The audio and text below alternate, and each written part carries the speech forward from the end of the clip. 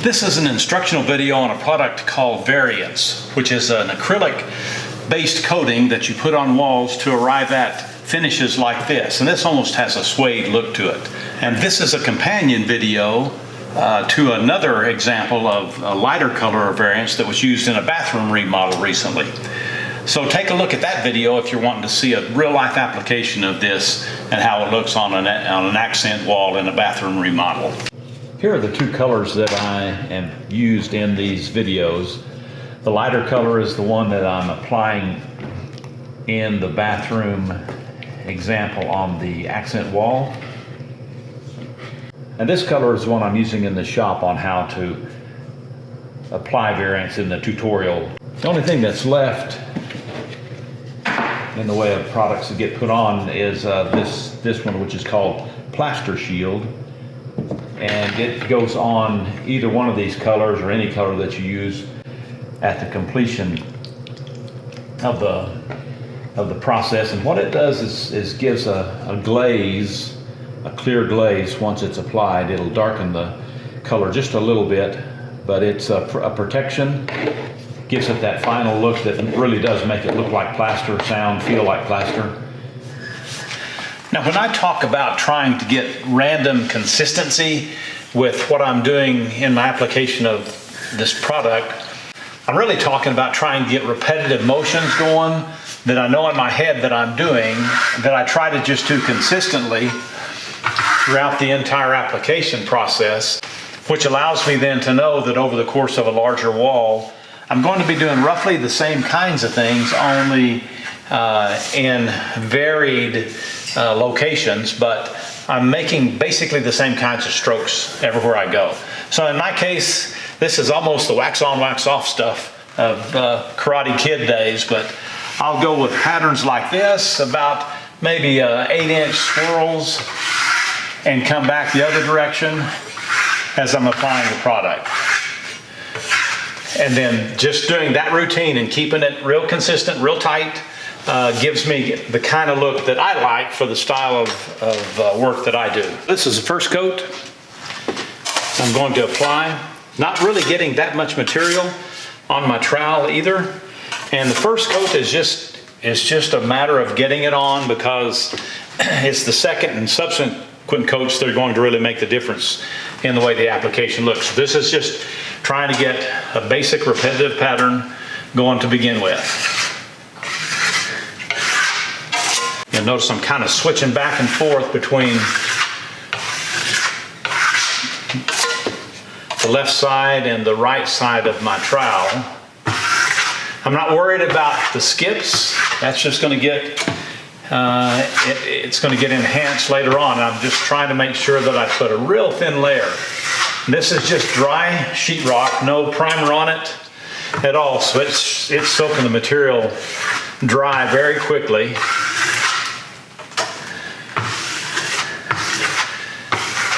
And as you can see, I'm just doing this same basic kind of swirl. Now come back the other direction with the other side of the blade, just to give it a little bit of a different approach anyway. I'm not going to worry about these little splotches and splatters. See, I've got a little dark spot right there that I can take down a little bit, but it doesn't really matter either. I'm not trying to cover all the white, I'm just trying to get a real thin coat of material on.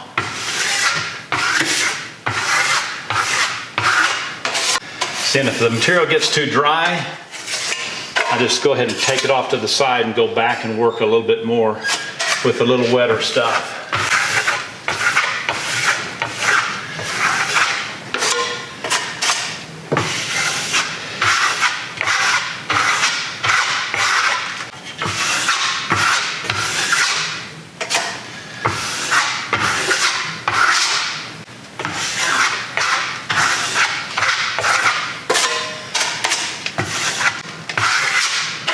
Okay, I'm going to leave it like that, let it dry, come back, hit it with another coat. You'll see what begins to happen to areas like this that are really dark right now, and how these areas that have little or no material on it will begin to take different looks as time goes on as well.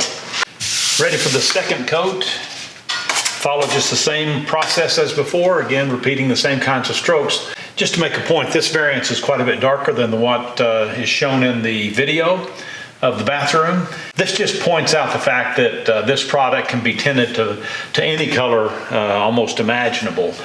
So it gives you all kinds of varieties of things that you can do with various walls.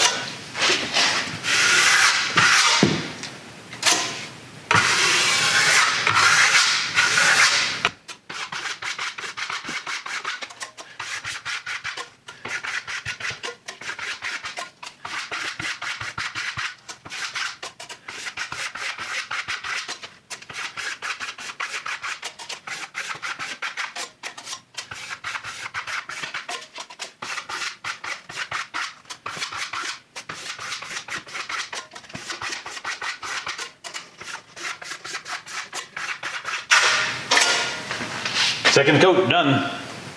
This is completely dry now. Typically I would stop at this point and add a coat of what's called Plaster Shield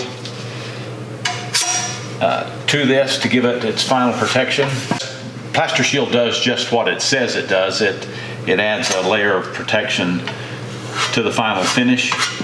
It'll also give it a bit of a gloss. Instead of doing this for the final part of this demonstration, I'm going to add another product on top of this. Same color as what is here now, but it's called Brio. And it's a version of the Variance that has a real fine sand base to it that allows you to create a gloss on top of this and just additional effects.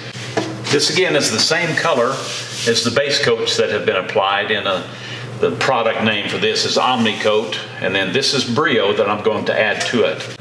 But once again, I'm going to put on a real thin layer over the top of this, just like we always have, using the same techniques as well. Then I'll show you what it does when it dries.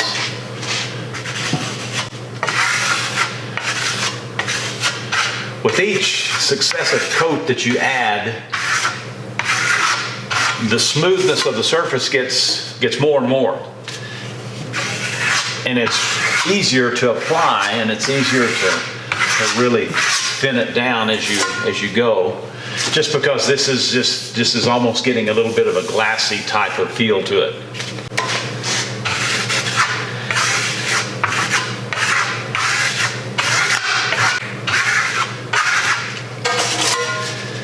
You can see it dries really quickly now too.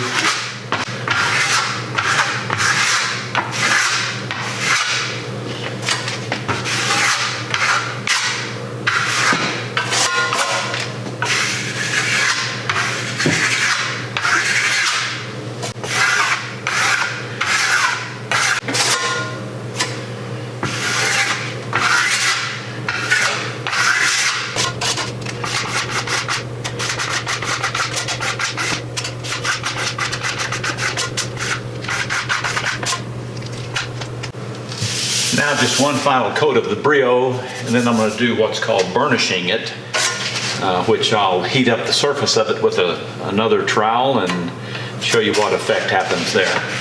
Same process one more time.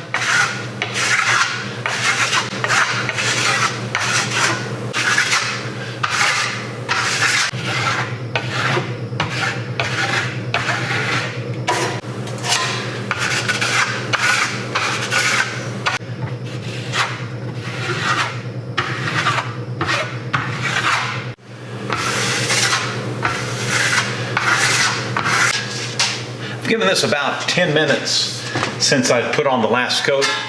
Now I'm going to do what's called burnishing it and show you what happens.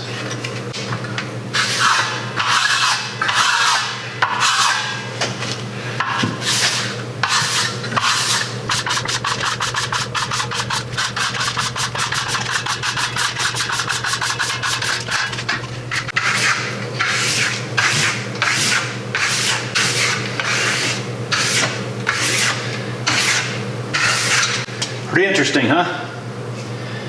Takes a little elbow grease, but it makes quite an interesting finish. The final step in finishing off this coating of Variance is to add a product called Plaster Shield to it, which keeps water from penetrating the surface of it to a large extent.